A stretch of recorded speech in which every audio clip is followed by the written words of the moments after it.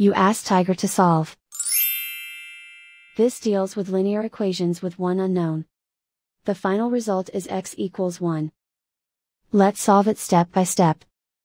Group all x terms on the left side of the equation. Add 8x to both sides. Group like terms.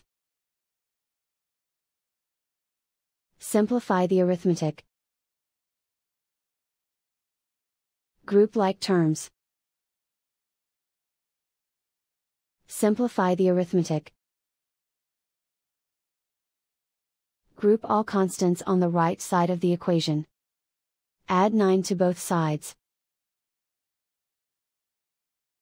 Simplify the arithmetic.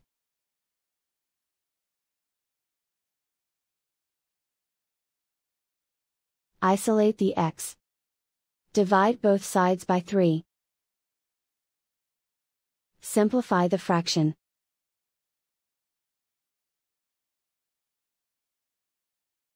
And so the final result is x equals 1.